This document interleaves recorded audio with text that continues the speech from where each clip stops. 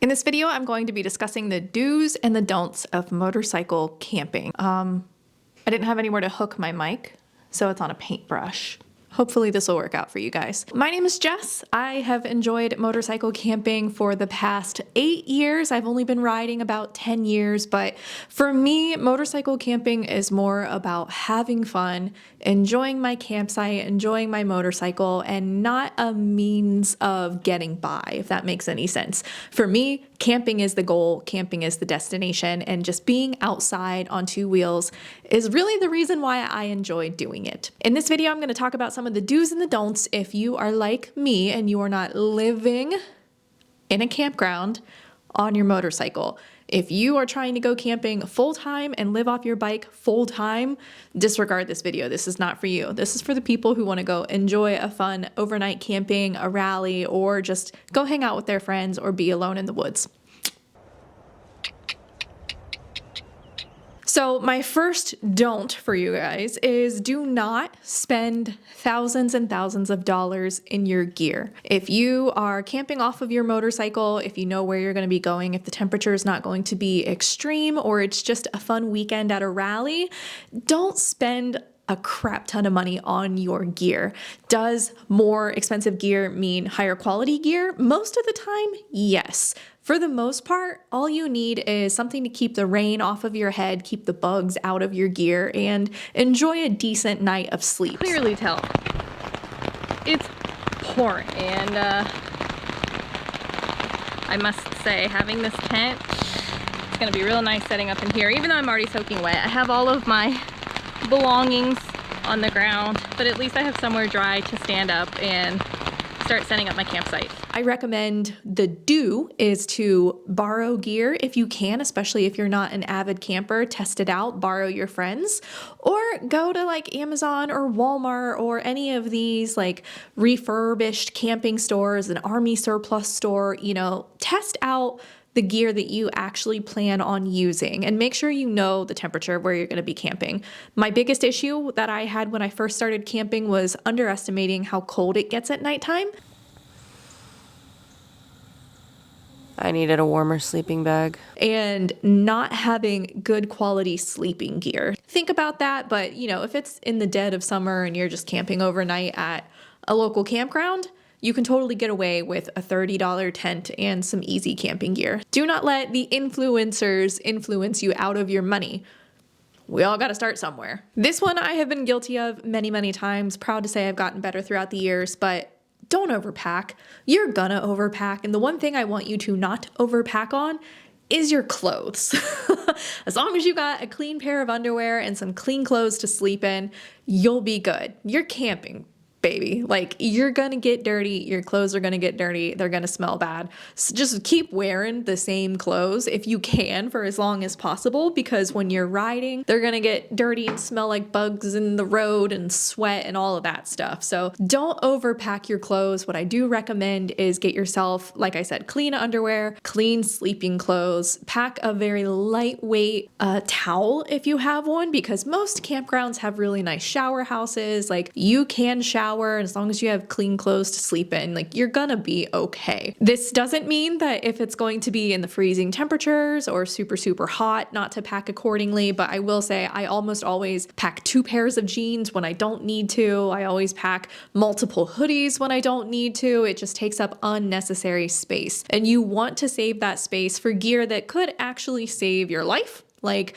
a higher quality sleeping bag or a sleeping mat or water, stuff like that. Clothes are pretty much going to do their job, so do not overpack your clothes. On the subject of packing, do not pack your camping items loosely.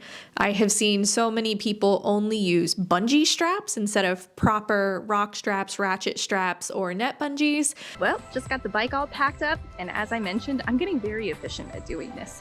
If you have not invested in rock straps yet, this has been an absolute game changer in my packing. I have seen straps break. I have seen straps get wrapped up in wheels, break sprockets. I see the sleeping bags fall off the top, tumble down the road, or even worse, they'll get stuck in someone's chain. Thank God I haven't actually seen that in person. But do not pack your gear loosely. I know that on a motorcycle, especially for the first time camping, you might not have the proper luggage or the proper sissy bar, stuff like that to pack with, but just don't pack it loose. What I do recommend is get a large waterproof bag if you have it. I only use waterproof luggage because ain't nobody got time to pull over and throw a rain fly over top of their gear. So I only use waterproof duffel bags that I can fit everything I need to in that one bag. That way I know everything is secure, everything is safe. I only have to use 2 rock straps to tie it down, and I confidently travel knowing that my gear is not only protected from the elements, but protected from falling off. This next one is a big one. If you are like me, I live in central Ohio. When we go camping in this area, I don't really have to worry about animals. I do, but I don't. But I will say, please don't be irresponsible with your food. And we'll get into what you can do, but do not leave food lying around. That includes, coffee, beer, like liquids, stuff like that. Do not leave this stuff lying around your campground. Even if you live in an area with not a lot of like deadly predators, it will still attract the mice, the rodents, the raccoons, which can be an absolute nightmare when you go camping. Damn raccoons last night kept me up all night. They were like snarling at you. So what I do recommend, and I want everyone to know this, you don't have to cook at your campsite if you don't want to. If you're anything like me, I prefer stopping in a really nice restaurant. Not really nice, that's pretentious. I meant just like getting a good meal at a restaurant before I get to my campsite. Sure, you can go to your campsite and roast some hot dogs, have some Doritos, crack open some brewskis, but I don't think you need to physically cook your meal every single time you go camping. Go enjoy a nice meal at a restaurant or a lodge overlooking a lake, have a good time, have a beer, and then go back to camp and you have your snacks for later, make your s'mores, stuff like that. You don't have to cook every night. And if you do decide to cook, you really have to clean up your site. Cleaning this pan is not going to be fun. Make sure there is nothing in the fire. Make sure there is nothing surrounding your campsite. Do not leave food in your tent. Do not cook in your tent. Do not leave food in your tent.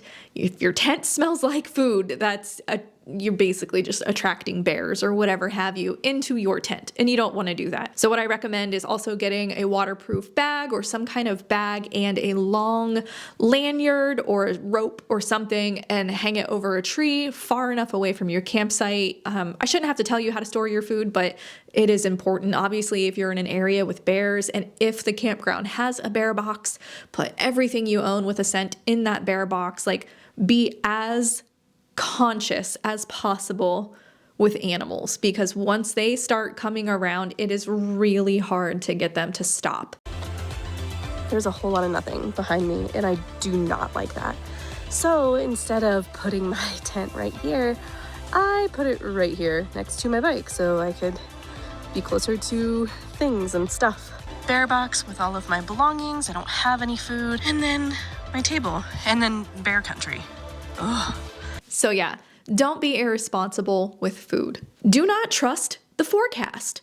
If it says it's gonna rain, it might not rain. If it says it's gonna be freezing cold, it might not be freezing cold, but it might be freezing cold. So what I mean about don't trust the forecast is quite literally use your common knowledge, understand the area that you're in. Getting stuck in the rain is a lot more common than like getting stuck in the freezing cold. If it says the low at night is only going to be 65 degrees, I highly encourage you bringing a sleeping bag that goes safely down to 20 or even 0 degrees. I might sound crazy when I say that, but honestly, the sleeping bag, you can, pop a leg out, pop an arm out. You can cool yourself off in hotter weather, and you cannot warm yourself up in colder weather. So I suffered with that last autumn. I went camping and it said it was only going to be, I think, 55 at night. It ended up being in the 40s, and I only had a sleeping bag that was rated down to about the 50-degree Fahrenheit mark, and I froze my ass off. It got pretty cold last night and it rained 3 times.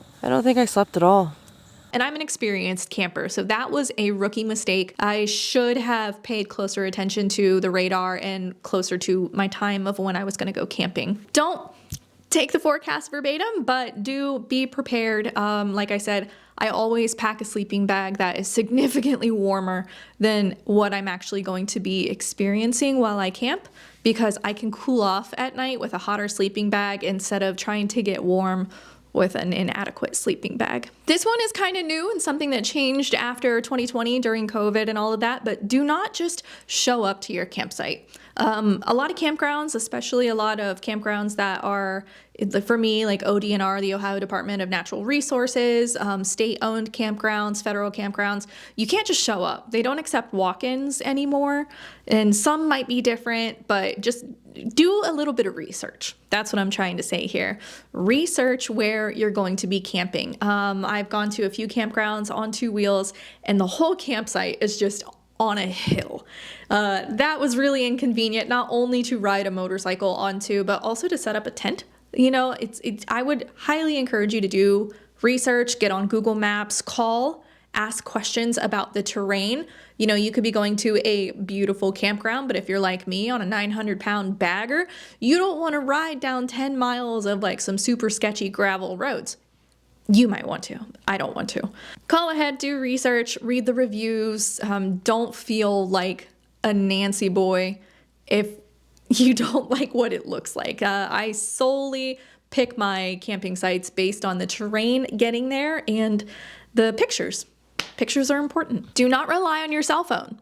So many campsites have 0 cell service. They are out in the middle of nowhere. They don't have Wi-Fi. They don't have cell service. Do not rely on your cell phone to get you there and then get you out of there. So I highly recommend download offline maps in the area that you know you're going to be riding. On average, I'll get on Google Maps and I will download up to 250 megabytes or 500 megabytes worth of offline maps. And you can easily delete it later once you get back into town, get back into cell service, but I highly encourage you, don't rely on your cell phone. Stop before you get to your campsite or get to your campsite set up, and then you can ride back into town to grab food or firewood or whatever have you. But text your loved ones, be like, I made it. I'm not going to talk to you for about 12, 15 hours. I'll see you later. So you can always get satellite communication devices or navigation devices, but for me personally, I don't have that yet. I just let my friends and family know what I'm doing, and if I lose cell signal, lovely. That's the whole point of camping, right? Pro tip, download something to Netflix or Amazon Prime and you can watch movies or TV shows when you fall asleep at night. That's what I do. And on the subject of don't rely on cell phones, do not use your motorcycle as your only means of charging your electronics. I've seen this every single year that I go to Babes Ride Out and other rallies. People don't bring the adequate charging necessities for their phones or their cameras or whatever they're using, their little 360 cameras or GoPros. Do bring an external battery pack. I have all of the cables and cords connected to a battery tender, like a jump pack battery. And then I also have a smaller extra battery that I use for my cell phone. They're super cheap. I'll have some linked down below. I'll actually link my favorite gear down below if you're interested in seeing what I personally use to go camping. Bring an external battery bank to charge your electronics, and then do bring an extra jump pack or just a jump pack in general for your motorcycle. I've seen people charge their phones, play music, whatever have you, and it kills their bike. Their bike isn't in accessory mode, or they leave their bike on too long to charge things up, or they leave their lights on their motorcycle to set up their campsite, and it totally kills the battery, and then you're totally stuck because you probably don't have an extra jump pack or tools to access the battery, So don't rely strictly on your motorcycle as a source of electricity if you need electricity. So those are my helpful tips. I'm in the process of going through all of my gear right now. I have some that I need to donate or just pitch in general because it's old. So I'm gonna be going out and checking out some of these wintertime sales, see if I can get some good camping gear. And obviously, if you have any questions, leave a comment down below. I'll do my best to answer my questions. And if you want to see my camping videos personally here on YouTube, I do have a playlist called Motorcycle Camping. Every video I make, even videos like this, where you can go back and watch old gear, I will upload it into that playlist. So I hope you guys enjoyed this quick and easy video. I would love to see photos of your camping trip. You cannot post photos here on YouTube, so follow me over on Facebook and leave a picture of your favorite campsite setup. I'm gonna end it here. Thank you guys so much for watching, and until the next one, You be good, ride motorcycles, and I'll catch you later.